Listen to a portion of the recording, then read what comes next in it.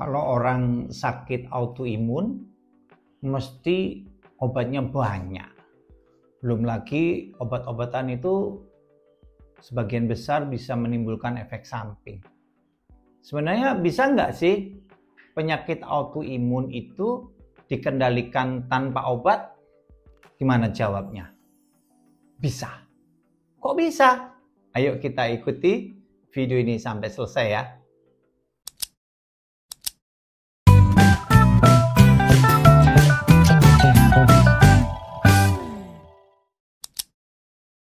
Sobat Imun, kita jumpa lagi pada episode kali ini setelah libur panjang. Gimana liburannya? Mudah-mudahan dalam liburan yang lalu Sobat Imun bisa refresh, menjadi sehat kembali dan siap untuk mulai beraktivitas seperti biasa. So, terkait adanya peningkatan angka kejadian penyakit autoimun, kita lihat di mana-mana banyak podcast maupun tayangan di media sosial yang menyatakan bahwa penyakit imun itu kayaknya makin hari makin banyak. Kita lihat bagaimana sebenarnya terjadinya penyakit autoimun. Ya, sebelum pada akhirnya kita akan menjawab pertanyaan yang timbul di awal tadi. Bisakah sebenarnya penyakit autoimun itu dikendalikan tanpa harus menggunakan obat-obatan? Yuk kita mulai. Jadi timbulnya penyakit autoimun itu seperti pada video kami sebelumnya sudah disebutkan bahwa ada 3 hal yang menjadi titik awal timbulnya penyakit autoimun.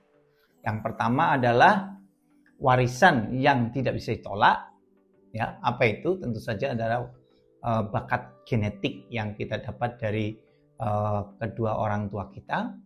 Yang kedua adalah bukti bahwa manusia adalah makhluk yang tidak sempurna. Karena kalau kita sempurna, maka proses seleksi sel-sel imun yang terjadi dalam tubuh kita itu harusnya tidak akan meloloskan sel-sel imun yang bodoh, ya. Yang ketiga adalah bangkitnya si anak haram. Siapa itu si anak haram? Si anak haram adalah sel-sel imun yang tadi itu, yang bodoh, yang tidak bisa membedakan sebenarnya apakah ini kawan ataukah lawan, ya. Nah, kita lihat bukti-bukti hasil penelitian menunjukkan bahwa faktor genetik memang berperan dalam pewarisan kecenderungan seseorang untuk mengidap penyakit autoimun. Dalam gambar di samping ini, kita bisa melihat bahwa orang-orang yang menyandang bakat genetik tertentu yang diwakili dengan adanya HLA itu ternyata memiliki kecenderungan untuk mengidap penyakit autoimun yang tertentu juga. Sebagai contoh misalnya, mereka yang menyandang HLA B27 itu memiliki risiko untuk mengidap ankylosing spondylitis sebanyak 87 kali lipat dibandingkan mereka yang tidak menyandang HLA B27. Demikian juga misalnya untuk orang-orang yang menyandang HLA DR3, mereka itu memiliki risiko untuk mengalami penyakit autoimun seperti misalnya lupus 5 kali lipat lebih besar ketimbang mereka yang tidak menyandang HLA DR3. So, dari daftar itu saya kira udah jelas bahwa adanya penyimpangan atau HLA tertentu itu bisa berasosiasi dengan terjadinya penyakit autoimun. Selain itu, walaupun susunan genetiknya tidak berubah, tetapi akibat interaksi antara faktor genetik dengan faktor lingkungan, ternyata dia juga bisa mengubah gen itu melalui berbagai macam mekanisme. Misalnya melalui metilasi DNA atau melalui modifikasi histon dan mekanisme lain yang melibatkan RNA yang ternyata juga mengubah dan membuat orang yang mengalami problem perubahan epigenetik ini bisa berisiko untuk menderita penyakit autoimun tertentu. Ya. Nah, berikutnya yang kedua adalah bukti bahwa manusia adalah makhluk yang tidak sempurna. Tadi sudah disebutkan bahwa untuk mengembangkan sel-sel imun yang bagus itu ada pertumbuhan sel imun. Ya, sel imun kita terutama diperankan oleh sel imun innate dan adaptif. Sel imun adaptif itu diperankan oleh sel T yang tumbuh di timus dan sel B yang tumbuh di bone marrow, karena itu disebut sel B atau sumsum tulang ya. Di dalam timus maupun di dalam sumsum tulang itu sebenarnya disaring atau diseleksi bahwa sel-sel imun yang harusnya diizinkan untuk lolos adalah sel imun yang bisa membedakan apakah itu kawan atau lawan. Maksudnya kalau dia ketemu kawan mestinya nggak diserang, tetapi dia harus melawan mati-matian kalau ada lawan atau musuh yang masuk menyerang. Tetapi sebagai bukti bahwa manusia adalah makhluk yang tidak sempurna, proses ini berjalan tidak sesuai dengan yang diharuskan. Sehingga akhirnya ada juga sel-sel imun yang saya bilang tadi sedikit bodoh, nggak bisa bedakan antara teman maupun lawan, dia juga akhirnya lolos ke peredaran darah perifer. Nah, di perifer masih ada lagi proses untuk menghalang-halangi agar sel-sel imun yang bodoh ini nggak boleh aktif. Nah, kedua proses itu kita kenal sebagai central tolerance untuk yang tadi di timus maupun di sumsum tulang, dan peripheral tolerance untuk yang ada di darah perifer. Dan ini adalah mekanisme beberapa cara untuk mencegah supaya sel-sel imun yang bodoh tadi, yang autoreaktif, itu jangan sampai aktif ya, melalui berbagai macam mekanisme seperti yang nampak dalam slide ini. Ada yang ignorance, ada yang deletions, ada anergi, ada inhibisi dan supresi yang mungkin secara detailnya bisa kita ikuti pada slide atau episode yang lainnya ya. Kemudian kita lihat akibat dari itu semuanya, maka dalam tubuh kita atau dalam tubuh sebagian besar orang, walaupun orangnya itu kelihatan sehat, sebenarnya ada sel-sel imun yang autoreaktif, alias tidak bisa membedakan antara kawan dan lawan. Dan inilah yang kita sebut si anak haram tanda kutip tadi. Nah, anak haram ini kan supaya tidak menimbulkan masalah harusnya nggak boleh bangkit. Tetapi akibat terjadinya infeksi, maka si sel-sel imun yang autoreaktif ini menjadi bangkit ya. Kenapa demikian? Kita lihat sebenarnya tubuh kita itu dibekali oleh sel-sel imun, baik sel T maupun sel B, dan sel B nanti menghasilkan antibodi. Itu tujuannya adalah untuk memerangi kuman-kuman yang masuk. Sehingga kalau misalnya didapatkan adanya kuman apapun bentuknya yang datang menyerang tubuh kita, maka tubuh kita itu melawan dengan menghasilkan sel-sel imun, yaitu sel T maupun sel B yang menghasilkan antibodi tadi. Nah, pada saat itu kemudian sel-sel imun ini teraktivasi, termasuk di dalamnya yang mungkin agak bodoh tadi ya. Nah, pada saat dia teraktivasi, tentu saja tujuannya adalah mengeliminasi kuman-kuman yang masuk ya. Nah, setelah kuman-kuman itu berhasil dieliminasi, tentunya mereka akan berpatroli keliling tubuh kita untuk memastikan jangan-jangan masih ada kuman-kuman yang sembunyi. Nah, pada saat dia berpatroli berkeliling itulah maka sel-sel imun yang bodoh, yang nggak bisa bedakan ini teman atau lawan, ketemu dengan sel tubuh kita sendiri yang komposisi molekulnya mirip dengan kuman melalui mekanisme yang kita sebut molekular mimikri dan seterusnya, itu dia akhirnya kebingungan dan menyerang sel-sel yang sebenarnya adalah bagian dari tubuh kita sendiri. Jadi sebenarnya itu adalah kawan ya. Karena dia menyerang kawan sendiri maka disebut sebagai autoimun ya. Jadi itulah yang menyebabkan timbulnya penyakit autoimun. Dan penyakit autoimun itu bisa dibagi menjadi dua secara garis besar, yaitu penyakit autoimun yang spesifik organ dan penyakit autoimun yang sistemik. Artinya menyerang lebih dari satu protein yang ada di beberapa organ yang berbeda. Apa contohnya penyakit autoimun yang spesifik organ?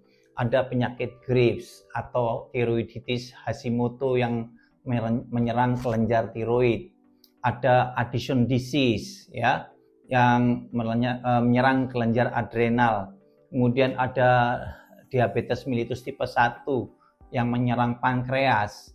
Ada autoimun hepatitis yang menyerang liver dan beberapa yang lainnya ya. Sedangkan penyakit autoimun yang sistemik contohnya adalah rheumatic arthritis ya, yang menyerang persendian.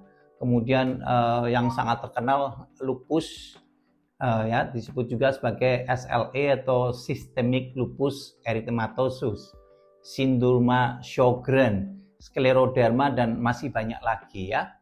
Nah, kita lihat sebenarnya penyakit autoimun yang banyak dijumpai dalam masyarakat seperti tampak dalam slide ya.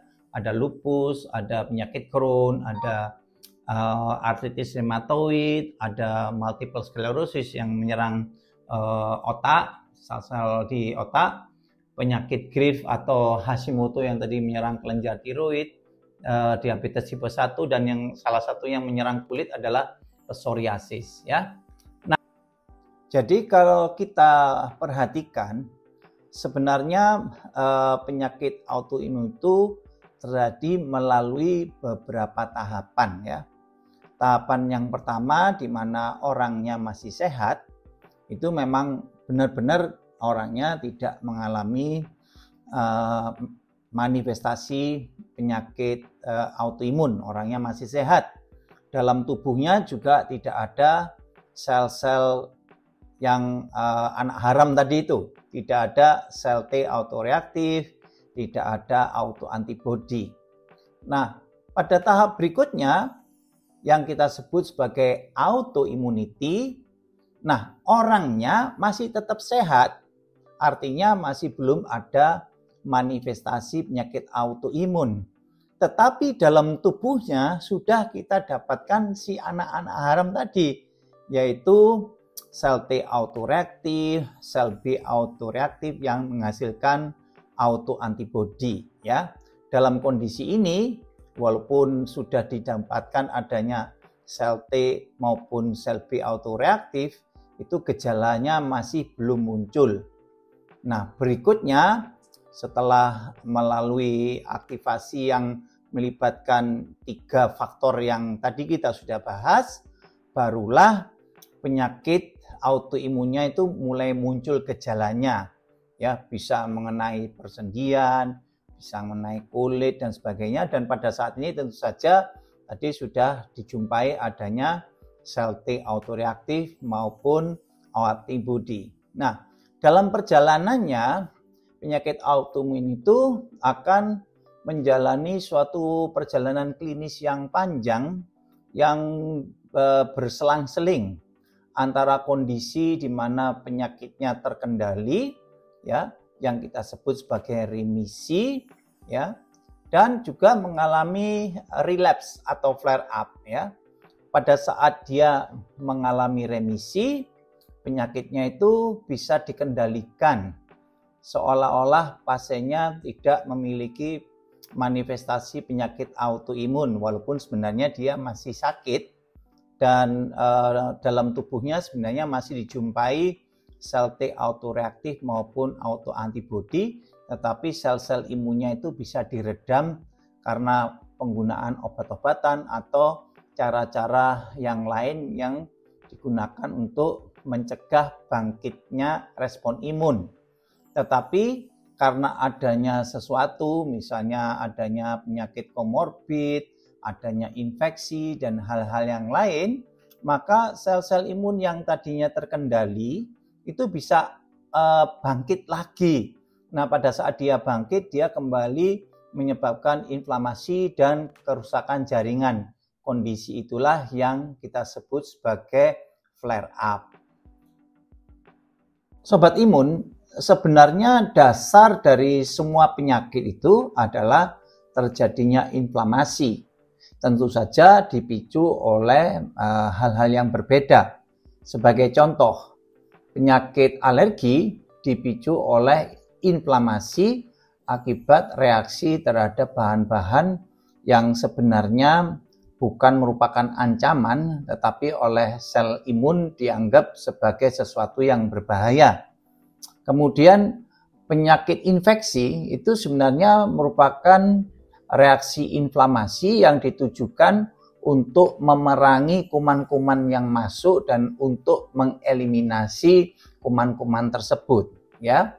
Demikian juga penyakit autoimun, inflamasinya dipicu oleh hal-hal yang nanti akan kita bahas lebih detail.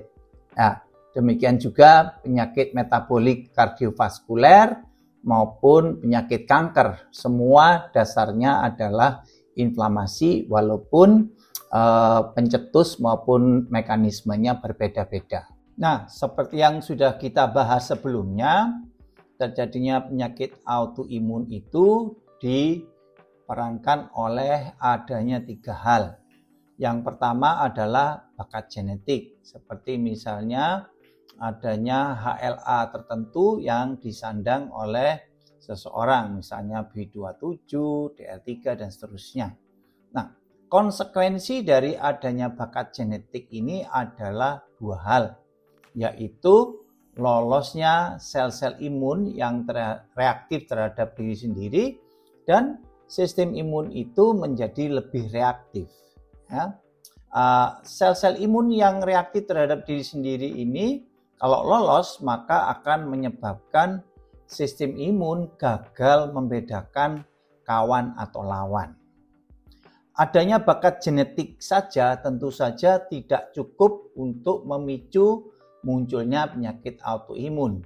Harus ada faktor yang kedua, yaitu faktor predisposisi lingkungan yang sudah kita bahas pada video-video yang lainnya.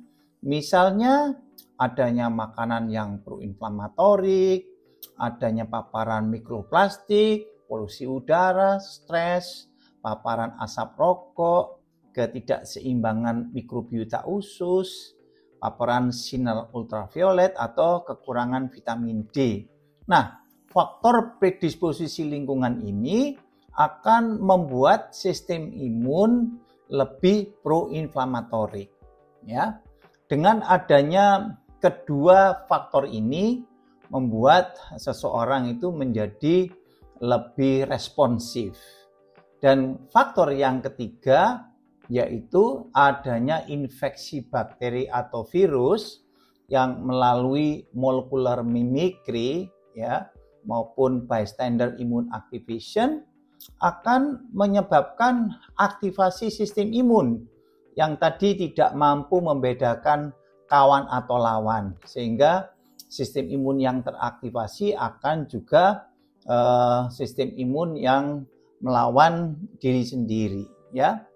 Ditambah pengaruh faktor lingkungan yang tadi kita sudah sebut membuat sistem imun menjadi lebih proinflamatorik, maka berikutnya akan terjadi inflamasi berkepanjangan atau inflamasi kronis yang berujung pada produksi banyak sitokin proinflamasi.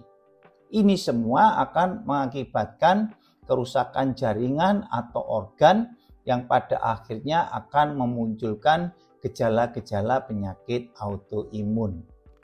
Nah, tentu saja tergantung apakah dia menyerang organ tertentu sehingga kemudian menimbulkan penyakit autoimun organ spesifik, atau menyerang bagian-bagian yang berbeda dari beberapa organ yang lain sehingga menimbulkan penyakit autoimun yang sistemik, ya.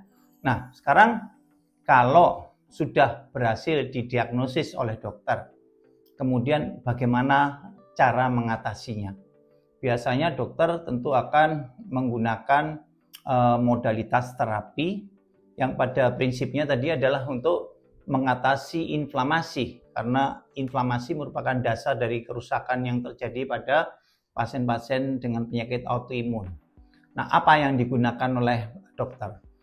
Kita bisa melihatnya dalam beberapa kategori obat seperti yang nampak dalam slide di sebelah. Yang pertama adalah kortikosteroid, ya. Kortikosteroid ini merupakan obat yang paling kuat. Dia bisa bekerja cepat karena itu biasanya digunakan untuk terapi awal, karena dia juga punya efek, baik efek genomik melalui perubahan gen maupun efek non-genomik yang bekerja lebih cepat untuk menimbulkan efek yang dikehendaki, yaitu biasanya menekan inflamasi. Nah, cuman dalam jangka panjang obat ini berpotensi untuk menimbulkan macam-macam efek samping yang membuat orang-orang menjadi ketakutan berlebihan atau fobia terhadap kortikosteroid. Padahal seharusnya kalau digunakan dengan cara yang benar, obat ini sebenarnya banyak memberikan manfaat, ya. Nah, kelompok yang kedua adalah non-steroid antiinflamasi atau antiinflamasi non-steroid. Obat-obat ini punya efek antiinflamasi dan juga mempunyai efek anti nyeri. Tapi dia berpotensi menimbulkan efek samping yang seringnya ada di lambung dan di ginjal, ya. Oleh karena itu ada dua kelompok dari obat NSAID ini, yaitu ada yang bersifat non-selektif, karena itu dia masih punya risiko untuk menimbulkan efek samping di lambung dan ginjal. Tapi ada juga yang sudah bersifat selektif, ya, COX-2 selektif, sehingga dia ini relatif lebih aman untuk lambung dan ginjal, ya. Tinggal dipilih aja yang mana yang sesuai dengan kebutuhan pasien. Berikutnya, andai kata dengan NSAID saja inflamasinya itu bisa dikendalikan, maka biasanya cukup itu saja. Namun ada beberapa pertimbangan, karena obat NSAID itu hanya menekan inflamasi, mengatasi nyeri, tetapi tidak menghentikan perjalanan penyakit, maka banyak yang kemudian mengatakan bahwa dua obat itu aja tidak cukup untuk mengendalikan penyakitnya supaya tidak terjadi kecacatan di kemudian hari. Maka ada obat yang ketiga yang kita sebut sebagai disease modifying anti-rheumatic drug atau disebut juga DMARD, ya. Obat-obatan ini diyakini bisa mengendalikan inflamasi, dan kalau dikendalikan secara tepat maka dia bisa menghasilkan outcome di mana mencegah terjadinya kecacatan yang muncul akibat inflamasi yang kronis tadi, ya. Obat-obatan ini bekerja secara lambat, artinya baru bisa dirasakan manfaatnya setelah digunakan lebih dari 8 minggu misalnya. Karena itu mereka juga disebut sebagai kelompok obat yang dinamai SAARD, Slow Acting Anti-Rheumatic Drug, ya. Nah, obat-obatan DMARD ini ada yang tergolong sebagai tradisional atau konvensional DMARD, ya. Misalnya hidroksikloroquine, kemudian sulfasalasin, kemudian leflunomide, ya. Ada juga yang targeted spesifik atau yang biologik, ya, yang sebenarnya juga termasuk kelompok DMARD, ya. Kalau misalnya sudah teratasi dengan DMARD yang sifatnya tadi tradisional atau konvensional biasanya itu sih yang diberikan kepada pasien. Apabila dengan kelompok obat itu ternyata penyakitnya masih belum bisa dikendalikan, maka dokter punya pilihan untuk menggunakan kelompok DMARD yang lainnya. Yang nomor 4 adalah DMARD anti-inflamasi jalur JAK-STAT. Obat golongan ini menghambat enzim Janus kinase dan dengan demikian juga menghambat jalur sinyal JAK-STAT yang akhirnya ujungnya juga akan menekan inflamasi.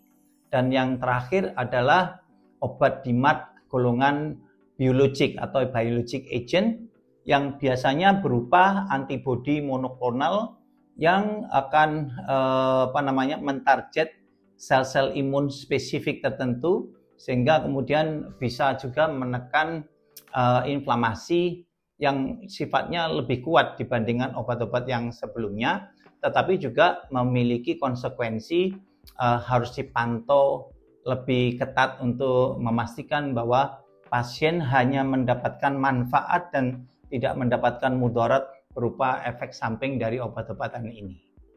Jadi untuk menekankan kembali apa yang disebut DMARD, DMARD adalah Disease Modifying Anti-Rheumatic Drugs. Dan obat ini bekerja dengan cara menekan proses inflamasi serendah mungkin. Beberapa di antaranya bahkan mampu mencapai remisi pada penyakit-penyakit rematik yang didasari oleh inflamasi. Nah, DMARD ini terdapat 3 kategori. Yang pertama adalah konvensional DMARD, nanti ada contohnya. Kemudian yang berikutnya adalah targeted synthetic DMARD dan yang terakhir adalah biologic DMARD ya. Dan ini merupakan terapi utama pada pasien-pasien rematik autoimun, misalnya pada rheumatoid arthritis. Dan kita tahu bahwa masing-masing obat itu memiliki mekanisme yang berbeda dan dengan demikian juga memiliki dosis serta efek samping yang berbeda pula ya. Tadi kita sudah sebutkan beberapa kategorinya. Yang pertama adalah tradisional atau konvensional DMARD, misalnya hidroksikloroquine, kemudian leflunomide, methotrexate, sulfasalazine, biasanya diberikan dalam bentuk obat oral ya. Terus yang kedua adalah kelompok obat imunosupresan yang bekerja dengan cara meredam aktivitas dan fungsi sel-sel imun. Beberapa contoh diantaranya adalah inhibitor kalsineorin, misalnya tacrolimus, cyclosporin, kemudian ada juga inhibitor inosin monofosfat dehidrogenase, misalnya mycophenolate mofetil, ada juga yang antimetabolit seperti azathioprin ya. Kemudian kelompok DMARD dengan target spesifik, tadi kita sudah sempat bahas, beberapa contohnya adalah tofacitinib, kemudian ada baricitinib, abrocitinib, dan upadacitinib. Kelompok yang biologic agent mentarget komponen tertentu dari sistem imun seperti misalnya sel B atau sel T atau sitokin-sitokinnya seperti TNF atau interleukin.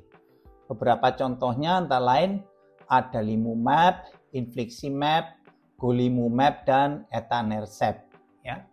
Nah, sekarang kalau kita lihat tadi bagaimana terjadinya peradangan yang berujung pada inflamasi berkepanjangan dan kerusakan organ pada penyakit autoimun, lalu di mana titik tangkap berbagai macam obat yang tadi sudah disebutkan ya.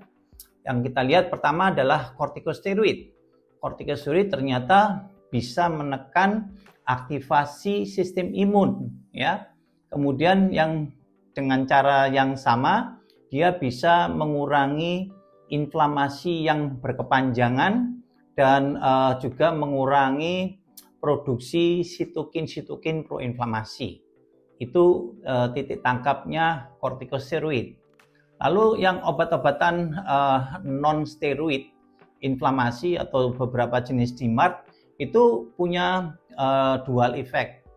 Yang pertama, dia bisa menekan juga aktivasi sistem imun dan dengan demikian juga bisa menurunkan inflamasi yang berkepanjangan. Bagaimana dengan inhibitor JAK-STAT? Ya, JAK-STAT inhibitor itu bekerja dengan menekan jalur inflamasi yang salah satu ujungnya adalah menurunkan produksi sitokin proinflamasi. Sedangkan obat-obatan yang biologic agent atau antibodi monoklonal, dia secara spesifik menghambat sel-sel imun tertentu, misalnya menghambat sel B atau menghambat sitokin yang diproduksi oleh sel-sel imun, ya. Nah, sekarang menjawab pertanyaan yang awal tadi. Benarkah penyakit autoimun dapat dikendalikan tanpa obat? Jawabnya cukup menggembirakan. Ternyata bisa, tapi tentu saja ada beberapa syaratnya. Yang pertama adalah awalnya tentu saja dokter akan menggunakan obat-obatan untuk mengendalikan penyakit itu. Tentu saja menggunakan kombinasi dari beberapa obat sesuai dengan tingkat keparahan penyakit yang dialami oleh pasiennya. Tapi kemudian setelah penyakitnya bisa dikendalikan, ya, pada kondisi yang kita sebut sebagai remisi, maka obat-obatan itu bisa diturunkan dosisnya menjadi dosis minimal yang dibutuhkan agar penyakitnya tetap terkendali, atau pada pasien-pasien tertentu ternyata bahkan bisa dihentikan sama sekali. Lalu kalau tidak menggunakan obat, apakah penyakit autoimunnya bisa tetap dikendalikan? Ternyata banyak cara-cara yang lain yang bisa digunakan, yaitu dengan menggunakan puasa yang kita kenal dengan intermittent fasting. Sobat Imun, tentu sejawat semuanya sudah banyak mengenal tentang intermittent fasting, yaitu sengaja menunda atau tidak mengkonsumsi kalori atau makanan untuk waktu tertentu, ya. Dari slide di samping kita lihat ada yang 12-12, artinya 12 jam puasa diikuti dengan 12 jam yang bebas untuk mengkonsumsi kalori. Ada juga yang 14-10, artinya 14 jam puasa, 10 jam berkesempatan mendapatkan kalori. Kemudian ada juga 16-8, 24 dan seterusnya. Bahkan ada yang disebut sebagai OMAD. OMAD itu singkatan dari one meal a day. Artinya mereka yang menjalankan OMAD ini hanya makan sekali dalam sehari. Bahkan ada juga yang meal skipping. Artinya orang ini melewatkan jadwal makannya untuk sehari itu. Sehari itu nggak makan, ya. Tapi kemudian sehari berikutnya dia tentu saja masih boleh mengkonsumsi makanan seperti biasa, atau seperti puasa yang dilakukan oleh Nabi Daud, ya. Sehari puasa, sehari enggak, sehari puasa, sehari enggak, begitu, ya. Nah, kita sudah tahu bahwa intermittent fasting yang semacam ini ternyata banyak pengaruhnya terhadap sistem imun. Dia bisa menurunkan hormon-hormon androgen, dia bisa menurunkan testosteron, mempengaruhi kadar glukokortikoid misalnya. Kemudian bisa menurunkan juga insulin-like growth factor, menurunkan leptin, kemudian beberapa hormon-hormon yang lain juga ikut terpengaruh, seperti misalnya tiroid, kemudian growth hormone, ya. Kita lihat pengaruhnya pada glukokortikoid itu bisa menggeser puncak kadar glukokortikoid dan kemudian juga memberikan dampak yang cukup signifikan pada sel-sel imun. Untuk peningkatan atau penurunan dari beberapa hormon, misalnya penurunan insulin-like growth factor, ternyata dia akan mempengaruhi aktivitas beberapa sel-sel imun. Seperti misalnya aktivitas NK sel, kemudian aktivitas makrofag, diferensiasi limfosite ya. Kemudian leptin ternyata juga memberikan pengaruh pada penekanan aktivitas sel TH1 dan sel TH17 yang sangat berperan pada inflamasi pada pasien autoimun, tapi sebaliknya juga meningkatkan aktivasi dari limfosite regulator yang menekan inflamasi ya. Nah, selain itu kita juga melihat bahwa pada saat seseorang itu menjalankan puasa dalam episode kurun waktu tertentu itu tidak tersedia cukup kalori maupun energi yang berasal dari karbohidrat maupun protein. Nah, pada saat itulah kemudian terjadilah switching di mana tubuh menggunakan sumber-sumber energi dari bahan-bahan yang tertumpuk. Jadi misalnya kelebihan lemak, kemudian adanya sel-sel yang rusak dan sel-sel yang mati, itu digunakan kembali, didaur ulang sehingga bisa terjadi satu detoksifikasi, artinya membersihkan tubuh dari sel-sel yang rusak, sel-sel yang mati dan seterusnya, dan menggunakan bahan-bahan yang berasal dari sel-sel tersebut untuk menghasilkan sel-sel yang baru atau yang disebut sebagai regenerasi ya. Kita akan lihat pada saat kita berpuasa kadar IGF-1 atau insulin-like growth factor 1 akan menurun dan akibatnya akan terjadi hambatan pada jalur metabolisme fosfatidil inositol 3 kinase AKT mTOR.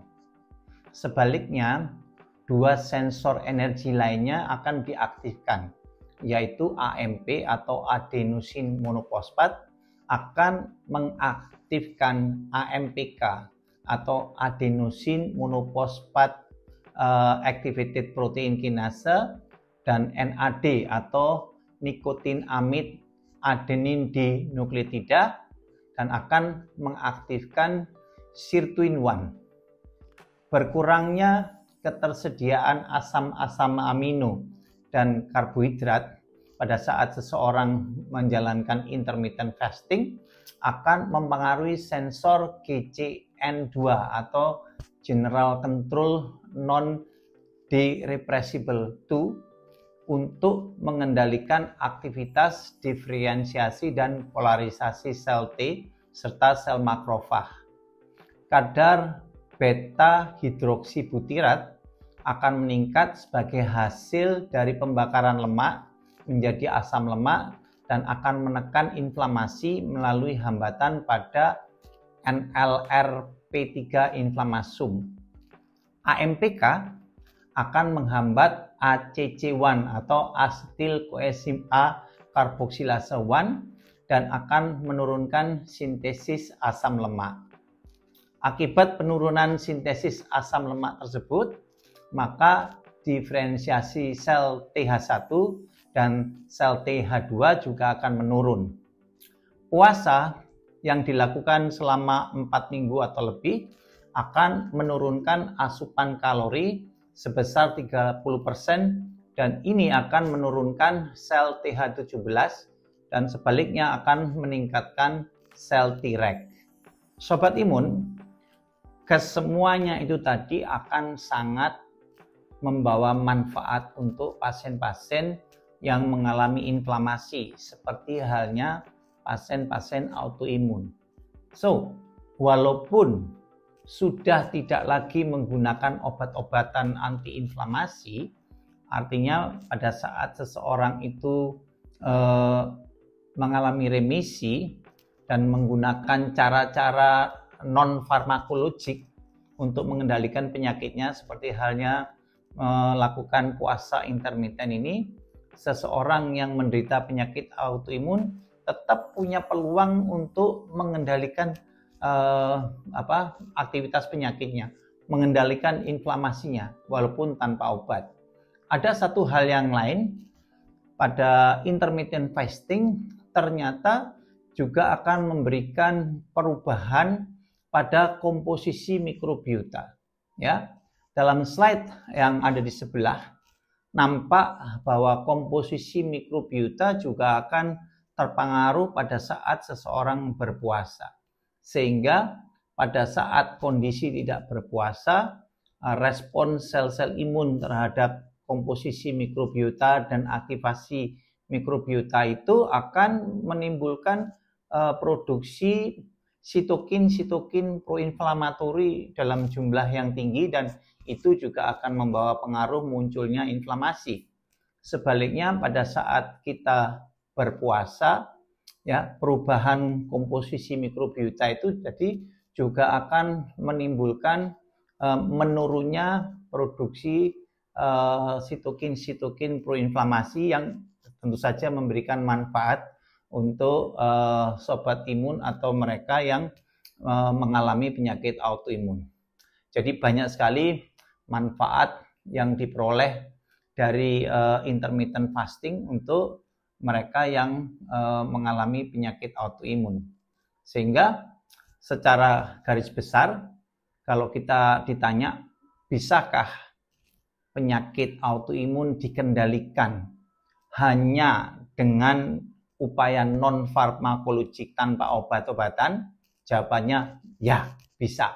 Jadi tadi kita sudah bahas bahwa dengan menjalankan intermittent fasting, ditambah lagi dengan memilih jenis-jenis makanan yang kita konsumsi dengan mengutamakan makanan-makanan yang sifatnya anti-inflamatorik dan menghindarkan makanan-makanan yang pro-inflamatorik, kemudian mengelola stres, ya, supaya kita terhindar dari stres, istirahat yang cukup, tidur yang berkualitas, kemudian berolahraga, dan tentu saja jangan lupa healing, ya. Dengan healing itu ternyata membawa aura yang positif, membahagiakan, itu juga akan menekan inflamasi. Sekali lagi, itu semuanya bisa dicapai setelah seseorang mencapai kondisi remisi, ya. Jadi pada saat pasiennya sedang mengalami flare up, jangan cuma mengandalkan pendekatan non farmakologik. Anda tetap harus menemui dokter dan harus berkonsultasi, mengikuti arahan dari dokter, obat-obatan apa saja yang harus dikonsumsi untuk mengendalikan penyakitnya yang lagi flare up. Saya kira itu yang bisa saya sampaikan pada kesempatan kali ini. Sobat Imun, mudah-mudahan diskusi kita pada episode kali ini membawa manfaat untuk sobat imun sekalian. So, tetap ikuti channel ini supaya sejawat bisa mendapatkan update dari berbagai macam penyakit-penyakit yang terlibat dalam sistem imun, apakah itu alergi, inflamasi, autoimun, dan macam-macam yang lainnya, agar kita bisa tetap sehat. Oke? Sampai jumpa lagi, dan jangan lupa subscribe, ya, like, dan share kalau memang diharapkan video ini bisa dimanfaatkan oleh banyak orang. Ya, salam imun sehat.